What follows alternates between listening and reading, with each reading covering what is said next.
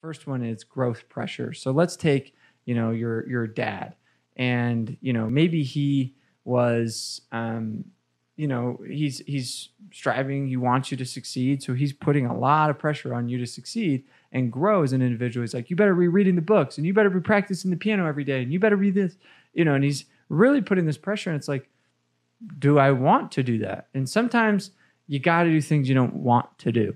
But when we're talking about achievement, you got to figure out what do you want to achieve, because if you're reading this book, hopefully you want to achieve more in whatever you're doing. Hopefully it is you're motivated to say, I'm clear on, I want to make $100,000, or I want to make, XYZ, or I want to do X. So hopefully you're motivated just by simply what you're looking to achieve. And sometimes you don't want to do the things habitually that it takes to achieve that. But, there's this natural growth pressure that, religion or family or social can put on you. Second one would be your boxed pressure. Now, this one tends to happen from a work environment, family environment. Let's say your dad was making, $40,000 a year his whole life. All of a sudden you start to make $60,000, $70,000.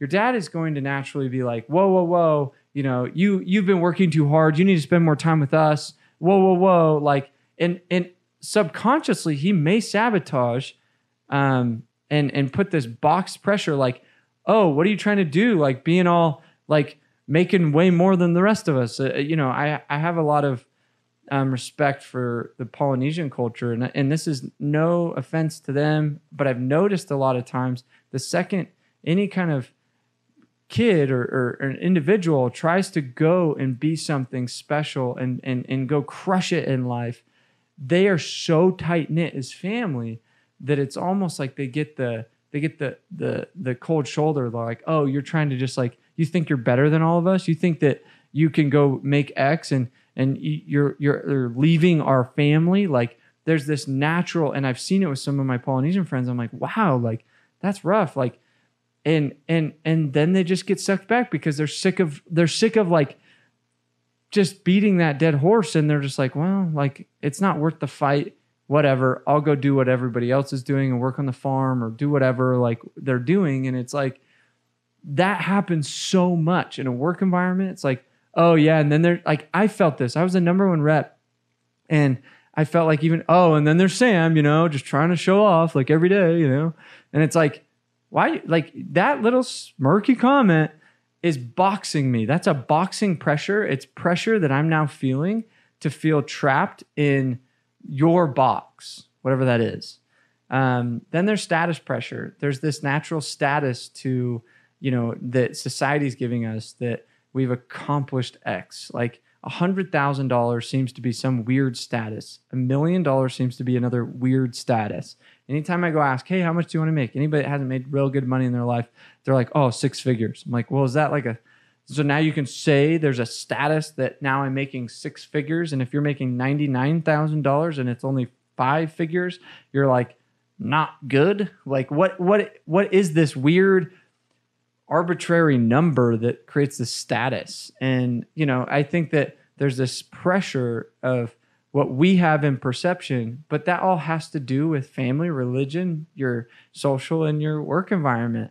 If you're in a stockbroker's world where every single person's pulling in X millions of dollars a year, then the status is not $100,000. Like you have not made a status. So that all is dictated on environment. It's all dictated on these 4 imposters.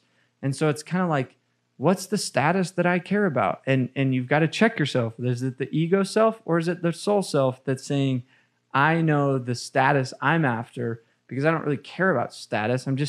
I care about my family. I care about me. I care about what I'm really after.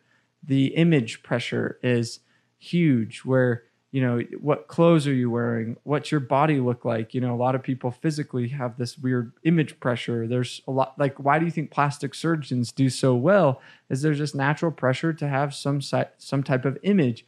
And somehow we made it up since Barbie, Barbie and Ken, they put this natural image of like what a perfect female and male dude should look like, right? And now it's like, what is the image that we're all after? And then ask yourself, is that the image that I care about? Is that coming from ego, or is that coming from trying to fit in? Is that tribal? It's like, where is that? And then like, what do I want?